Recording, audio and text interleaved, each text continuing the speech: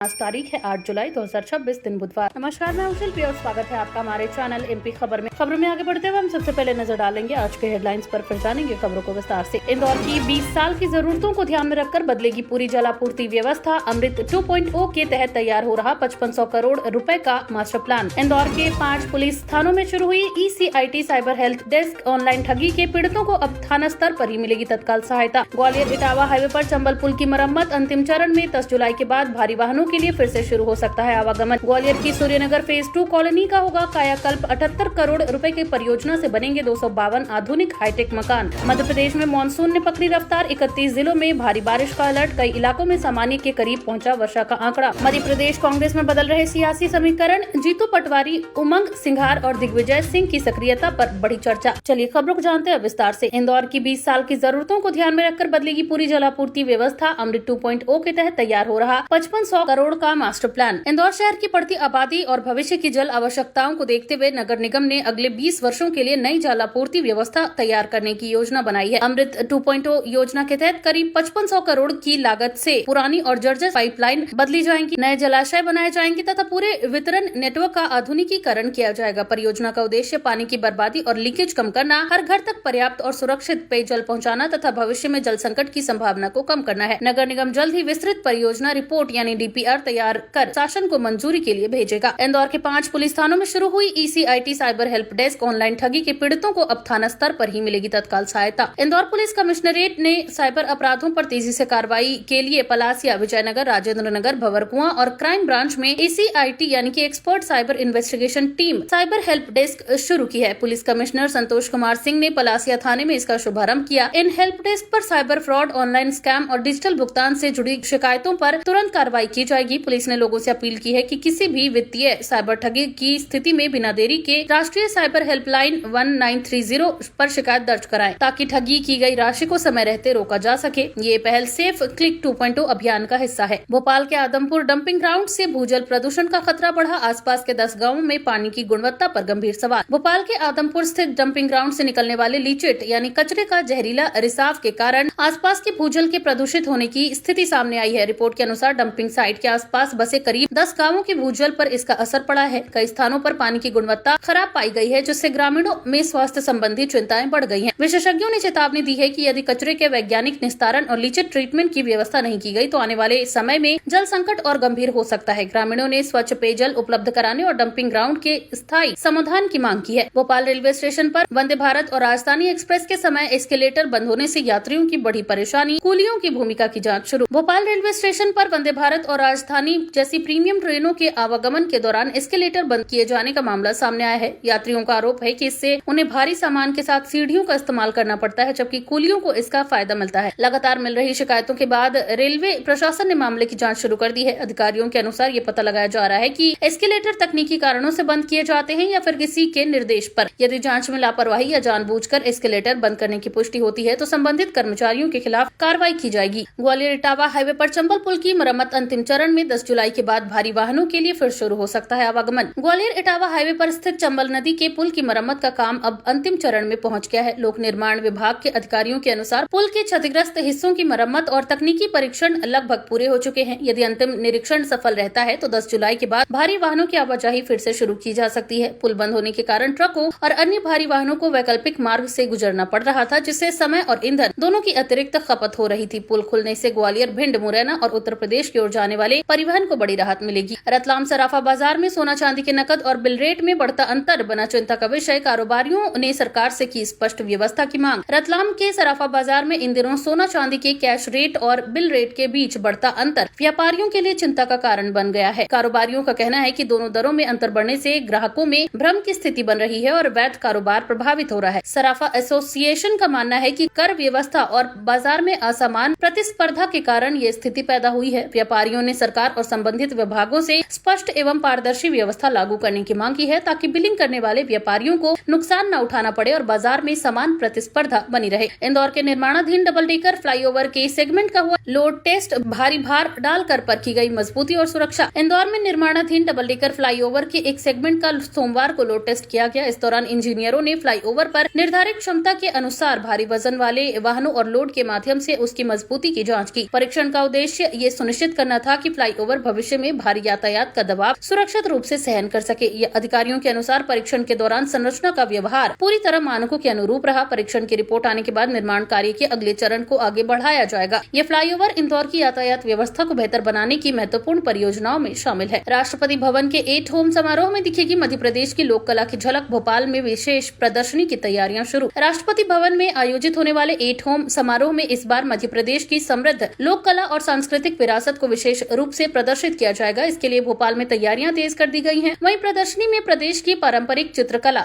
हस्तशिल्प, जनजातीय कला और लोक संस्कृति से जुड़े उत्कृष्ट नमूनों को शामिल किया जाएगा। संस्कृति विभाग और संबंधित संस्थाएं कलाकारों के चयन तथा प्रदर्शनी की रूपरेखा तैयार करने में जुटी हैं। इस आयोजन का उद्देश्य देश विदेश से आने वाले विशिष्ट अतिथियों के सामने मध्य प्रदेश की सांस्कृतिक पहचान और पारंपरिक कला को प्रभावी ढंग से प्रस्तुत करना है। ग्वालियर की सूर्यनगर फेज 2 कॉलोनी का होगा कायाकल्प। 78 करोड़ रुपए की परियोजना से बनेंगे 252 आधुनिक हाईटेक मकान। ग्वालियर विकास प्राधिकरण यानी GDA सूर्यनगर फेज 2 कॉलोनी के पुनर्विकास की तैयारी कर रहा है। अब 78 करोड़ रुपए की लागत से इस परियोजना के तहत 252 आधुनिक हाईटेक मकानों का निर्माण किया जाएगा। नई कॉलोनी में बेहतर सड़कें, ड्रेनेज सिस्टम, पार्किंग, पेयजल, सीवरेज और अन्य आधुनिक सुविधाएं उपलब्ध कराई जाएंगी। अधिकारियों के अनुसार परियोजना का उद्देश्य पुराने आवासों की जगह नागरिकों को आधुनिक और सुरक्षित आवास उपलब्ध कराना है। योजना पूरी होने के बाद क्षेत्र का बुनियादी ढांचा मजबूत होगा और लोगों को बेहतर शहरी सुविधाओं का लाभ मिलेगा। मध्य प्रदेश में मानसून ने पकड़ी रफ्तार। 31 जिलों में भारी बारिश का अलर्ट। कई इलाकों में सामान्य के करीब पहुंचा वर्षा का आंकड़ा।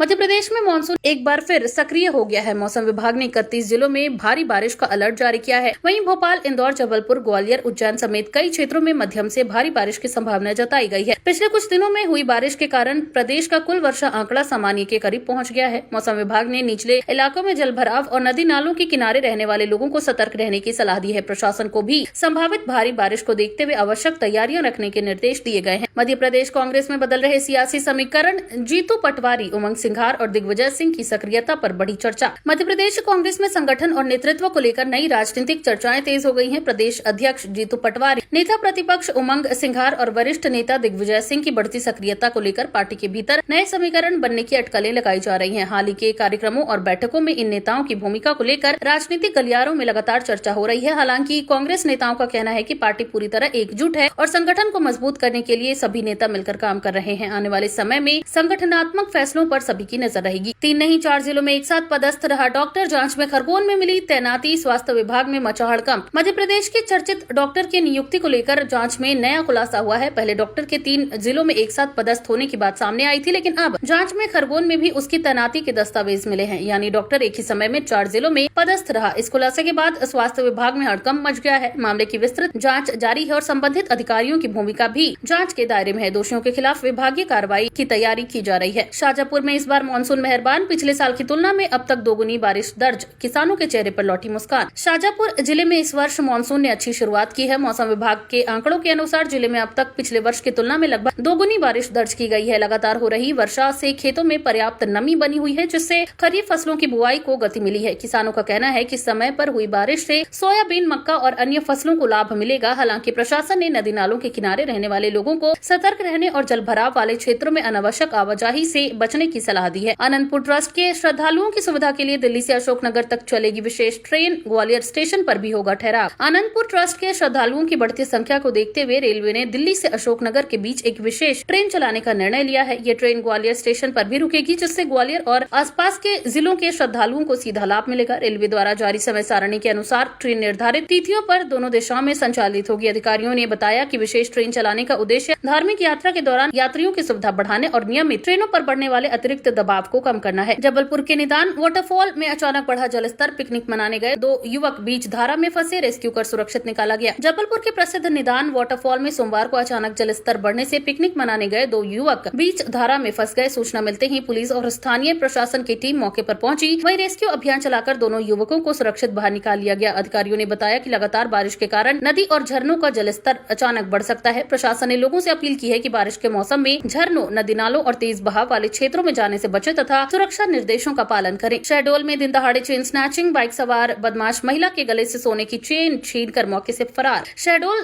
शहर में दिन दहाड़े चेन स्नैचिंग की घटना से लोगों में दहशत फैल गई। बाइक पर सवार 2 बदमाशों ने सड़क पर जा रही एक महिला के गले से सोने की चेन छीन ली और तेज रफ्तार से फरार हो गए। घटना की सूचना मिलते ही पुलिस मौके पर पहुंची और आसपास लगे सीसीटीवी कैमरों की फुटेज खंगालना शुरू कर दिया गया। पुलिस ने आरोपियों की तलाश के लिए विभिन्न स्थानों पर नाकेबंदी भी की है। अधिकारियों का कहना है कि जल्द ही आरोपियों की पहचान कर उन्हें गिरफ्तार किया जाएगा। वहीं घटना के बाद क्षेत्र में पुलिस गश्त बढ़ा दी गई है। तो ये थी आज की तमाम ताजा अपडेट्स। ऐसी और खबरों को जानने के लिए बने रहिए हमारे चैनल MP खबर के साथ। धन्यवाद।